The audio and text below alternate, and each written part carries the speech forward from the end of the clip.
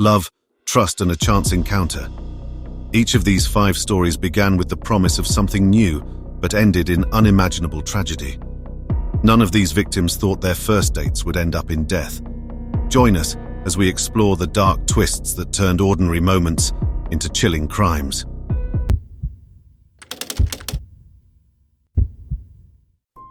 It was March 30th, 2016, in Sydney, Australia. Keith Collins was 53 and ready to start a new life and find love again. Just days before, the businessman had met an interesting woman on Tinder, a popular dating app. The two had hit it off and decided to meet in real life. And now they were enjoying what was supposed to be a nice first date. Except that something terrifying was about to happen, washing away all remains of joy and hope. Having recently separated from his long-term partner, Keith was looking forward to a new chapter in his life. During this period, he met Jovi Pillapil, a 39-year-old mother of 3 and a deputy director of nursing at Uniting Aged Care. The two bonded over their love for their children. Keith was a father of 4 and a stepfather of 3. After connecting on the online dating site, Keith and Jovi decided to meet for dinner. On the night of March 30th, Keith and Jovi were dining at Kangnam BBQ in Westfield Hornsby, a northern suburb of Sydney. It was around 9:30 p.m. local time, and the restaurant was packed. That was when a man dressed in military-style attire entered the restaurant, exuding a dark aura and making a beeline for Keith and Jovi's table. The man was 45-year-old Alexander Villaluna, Jovi's estranged ex-husband, a man who had a history of stalking, abuse, and threats against Jovi. Villaluna had spent that evening searching for Jovi. He had contacted her relatives and workplace in an attempt to locate her. And then, he finally tracked her down at the restaurant. Jealous and in a frenzy, Alexander Villaluna approached Keith Collins from behind and, without warning, asked him what he was doing with his wife. And then, in the middle of a packed restaurant, Villaluna brandished a hunting knife, which he plunged into Keith's neck and collarbone. Villaluna then continued to stab Keith multiple times in the neck and stomach in a brutal and relentless assault. During the chaos, Jovi attempted to stand up and defend herself. That's when Villaluna turned his attention to her, slashing her arm and stabbing her in the abdomen. Then the attacker went back to Keith Collins. By then, Keith was already mortally wounded. He used the last drops of his strength to try to crawl away from Villaluna, but it was useless. Villaluna knelt on Keith as he tried to roll away, repeatedly plunging the knife into his torso until he no longer moved. The attack was swift, vicious, and, as described by witnesses, carried out with a disturbing sense of calm. In the meantime, a seriously injured Jovi managed to get away and hide in a nearby shop. The attack was over. Covered in blood and holding his massive knife, Alexander Villaluna walked calmly as people around him ran and screamed. Villaluna was unnervingly composed. His demeanor gave away no sign of remorse. Shortly afterward, he sat by a fountain and reportedly called Jovi's daughter, calmly admitting that he thinks he killed the guy and that he also stabbed her. The swift arrival of New South Wales police officers led to Villaluna's arrest, where he was confronted by a policewoman wielding a taser. Footage from the scene shows Villaluna surrendering, his hands covered in blood. Meanwhile, emergency services attended to Jovi, who was later taken to Royal North Shore Hospital for surgery to treat her wounds, including a punctured sternum. Nothing could be done for Keith Collins. He succumbed to his injuries. Keith was described as a generous and well-liked individual who significantly impacted those around him. He was the managing director of Elite Packaging Solutions, a company based in West Gosford. Beyond his business endeavours, he was deeply involved in community sports, having served as the president and junior coach of the Terrigal Wamberal Sharks Junior Rugby League Club. His commitment to the club extended beyond coaching, as he often employed young players at his business and sponsored various local teams. Friends and former club members remembered him as a man full of life who treated everyone like family and always motivated the young players to give their best both on and off the field. His tragic death has left a profound void in the lives of his family, friends, and community. Alexander Villaluna was sentenced to a maximum of 34 years in prison for murder and to a maximum of 12 years for wounding. The sentences carry a combined non-parole period of 30 years.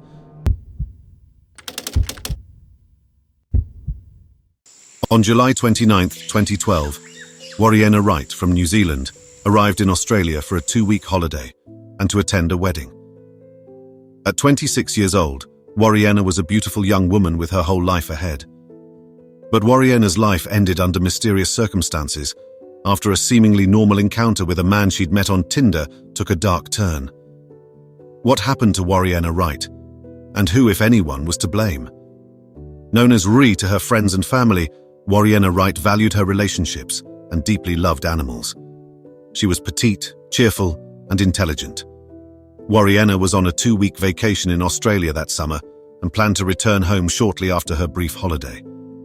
However, her plans took an unexpected turn when she met Gable Tosti on Tinder. Gable Tosti was a carpet fitter from the Gold Coast. At 30 years old, Gable was known for his boisterous personality and tendency to record his interactions with women. He also had an apartment in the Avalon Apartments complex, which offered a panoramic view of Surfer's Paradise, an attraction that allegedly charmed women. On the evening of August 7, 2014, Wariena Wright and Gable Tosti met near his apartment. They had connected on Tinder some days before, but this was their first date. Their night began uneventfully with drinks, conversation, and even some selfies. At some point, the two went to Gable's apartment.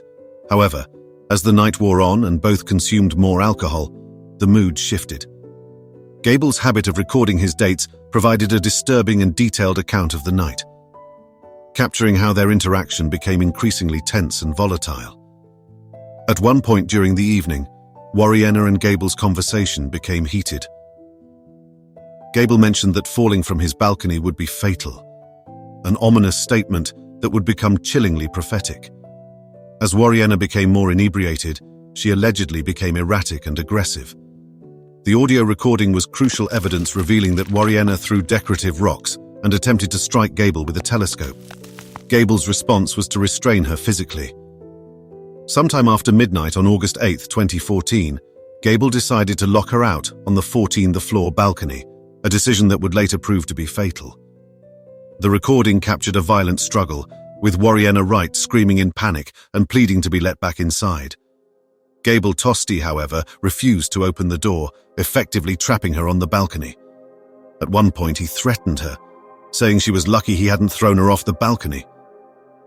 The audio continued to capture her desperate cries to be let inside, muffled through the glass door that separated them. The recording became silent shortly after that, except for faint screams in the background. That's when Wariena decided to lower herself to the balcony below.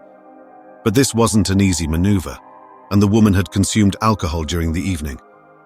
As such, Wariena Wright lost her grip and fell to her death. When Gable realized Wariena had fallen, he called his father, claiming Wariena might have jumped off.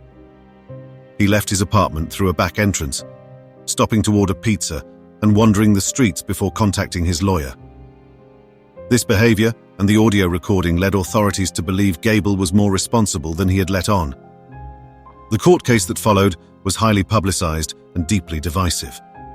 The prosecution argued that Gable Tosti's actions had driven Wariena Wright to such a state of fear and intimidation that she felt her only escape was to attempt to climb down the building's exterior, resulting in her death. Crown Prosecutor Glenn Cash claimed that Tosti, through threats and aggressive behavior, effectively left Wright with no safe option. The defense, however, portrayed a different narrative. They argued that Gable had acted in self-defense, using reasonable force to subdue Wariena after she had become violent. His lawyers claimed that locking her on the balcony was a way to protect himself from her erratic behavior and that he had no intention of causing her death. The jury was faced with the challenging task of deciding whether Gable's actions amounted to murder, manslaughter, or an unfortunate accident. After days of deliberation, Gable Tosti was found not guilty of both murder and manslaughter. The verdict left many feeling conflicted, with some arguing that justice had not been served for Wariena Wright, whose life ended in such a tragic and senseless manner. For Wariena's family, the pain of losing a loved one was compounded by a legal outcome that did not provide the closure they had hoped for.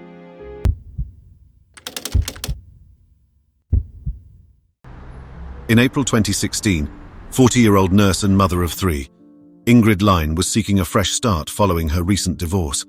She had begun a new relationship with someone she met online, and everything seemed to be going well. However, on the night of April 8, 2016, events took a tragic turn. Ingrid Line was a well-respected nurse living in Renton, Washington, a suburb of Seattle. A divorced mother of 3 young daughters, Line was known for her kind heart, compassion, and loyalty.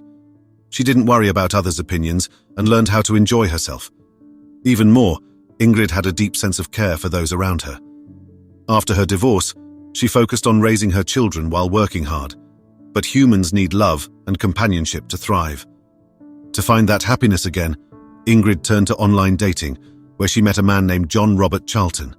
They began dating. It was April 8, 2016. Ingrid Line and John Charlton had been dating for weeks. That day, the two went on what seemed to be a typical date to a Seattle Mariners baseball game. But nothing about that date was typical. Charlton said they returned to Ingrid's home in Renton after the game. When Ingrid didn't attend work the following day, her friends and family became concerned. She was reported missing, and an intense search began to locate her. The grim discovery came 2 days later, when a local Seattle resident, Mike Novation, found 3 heavy bags in a recycling bin outside his home. Upon closer inspection, he saw the outline of a human face through the plastic, a sight that would haunt him forever. The bags contained Ingrid Line's dismembered remains, her head, an arm, and a leg. The police were quickly called, and an investigation ensued, leading them to Ingrid's last known companion, John Charlton. Charlton initially gave a misleading account of what happened that night. He told the police that he and Line had spent time together at the baseball game and a bar afterward, and that he was heavily intoxicated. He claimed to have no memory of what happened next. His story was filled with inconsistencies. He even alleged that he had slept on a sidewalk after the date. However, his narrative left out crucial details about the horrifying events that occurred at Line's home. Upon searching Line's house, investigators found a blood-stained scene. In her bathroom, they discovered a 15-inch pruning saw, which Charlton had used to dismember her body.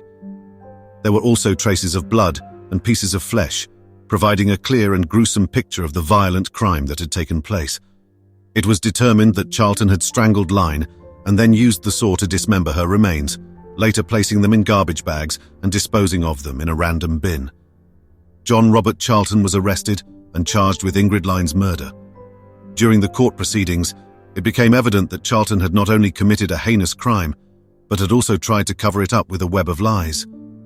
However, the evidence against him was overwhelming, from the forensic findings at the crime scene to his erratic behavior and incomplete statements. Charlton expressed remorse on the day of sentencing. He was sentenced to 27 years and 9 months in prison, the maximum sentence allowed under state guidelines. The sentence, while severe, could not undo the damage done or bring peace to Line's loved ones. Her ex-husband, Phil Line, spoke of the immense loss and the void left in the lives of their 3 daughters, emphasizing that Charlton had taken someone who was not his to take.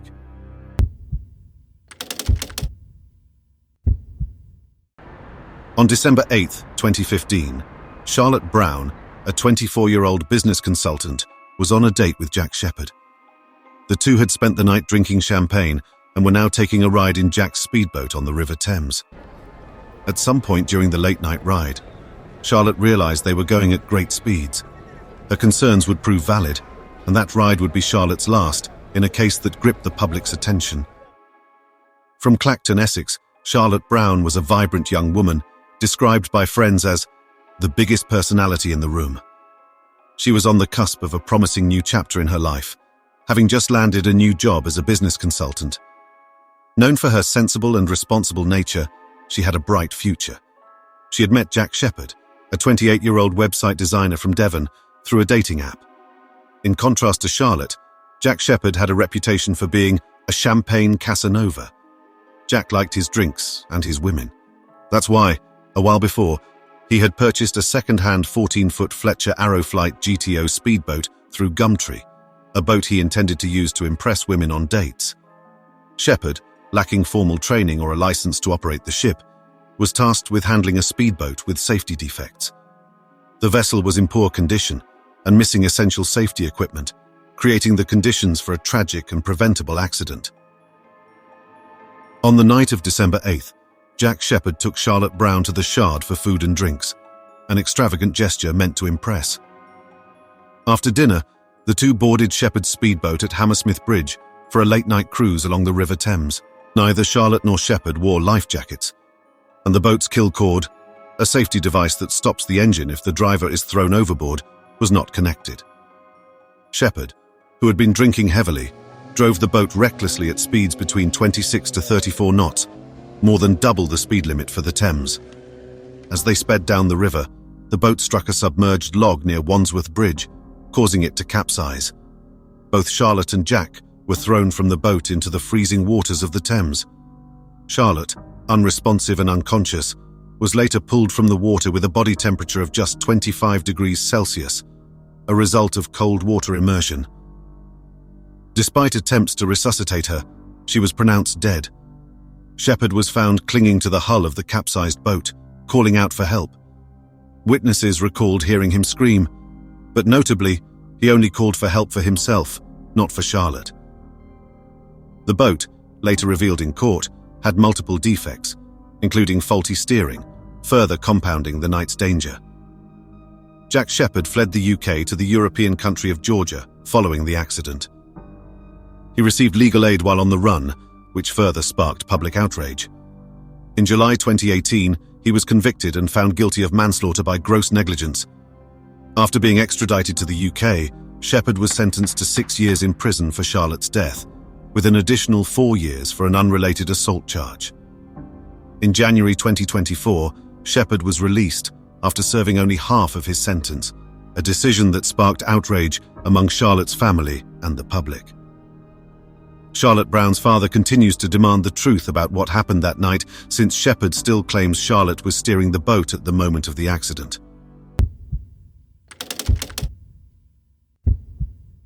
On August 19, 2016, Adam Hillary, a 27-year-old single father from Auburndale, Florida, was on a first date.